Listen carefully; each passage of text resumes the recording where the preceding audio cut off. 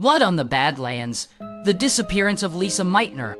Lisa Meitner, 19th, a bright-eyed sophomore at the University of North Dakota, was radiating pure spring break energy. March 12, 2003, 11:17 a.m. Grand Forks, North Dakota. She'd just finished packing, the cheap floral suitcase overflowing with sundresses and a dog-eared copy of Kerouac's Gone the Road Day. Her plan: hitchhike down to South Padre Island with her friend Sarah. They figured it was a rite of passage, a classic American adventure. A text message pinged on her Nokia. "Running late, be there soon." Lisa grinned, oblivious, humming along to the radio as she double-checked her backpack. She had a map, a bottle of water, and a youthful invincibility that would soon shatter. March 12, 2003, 1:48 p.m. Highway 81, just south of Grafton. Lisa, now alone, thumbed a ride, the wind whipping through her blonde hair. A beat-up, cherry-red Ford F-150, rusted at the wheel wells, slowed to a crawl. Two men inside. The driver, a gaunt figure with a straggly beard, leaned out. "Hey, wanna ride south?" "Headed towards Fargo," he rasped. Lisa hesitated, then nodded, relief flooding her face. "Sure, that'd be great." She hopped in. The air inside smelled stale, like cigarettes and something sickly sweet. Minutes later, she felt uneasy.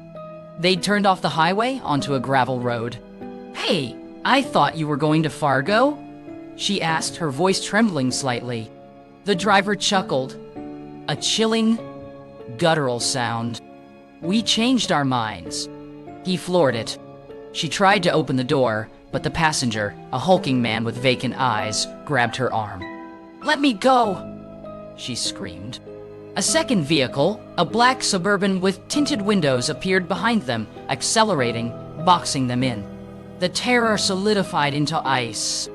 Another car, a mud-caked Jeep Cherokee, materialized seemingly from nowhere, flanking the Ford. Lisa was trapped, the vast North Dakota landscape swallowing her cries. The Ranch, April 7th, 23. A dilapidated, isolated property an hour west of Bismarck. Lisa was held captive in a damp dirt floor cellar, the air thick with the stench of decay and something acrid, like burning hair. Her clothes were ripped, her face bruised. She hadn't seen sunlight in weeks. They called themselves the Children of the Serpent.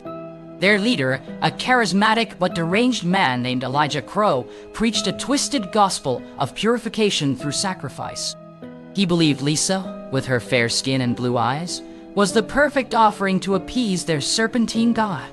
Crow subjected her to ritualistic beatings and forced her to drink foul-tasting concoctions. April 15th, 2003, midnight. The ritual began. Lisa, bound to a crude wooden altar, watched in horror as Crow raised a ceremonial dagger. He chanted in a language she didn't understand, his eyes gleaming with fanaticism. Meanwhile, 10:23 p.m. that same night, a routine traffic stop 30 miles east of the ranch. A state trooper, noticing a cracked windshield on the black Suburban, pulled it over. The driver, visibly nervous, stammered and failed to produce a valid license. A search revealed a blood-stained knife under the passenger seat, leading investigators to the ranch. Elijah Crow was arrested, but Lisa Meitner's body was never found. Was she truly a victim of a ritual sacrifice, or is she still out there somewhere, living under an assumed identity, forever haunted by the blood on the Badlands?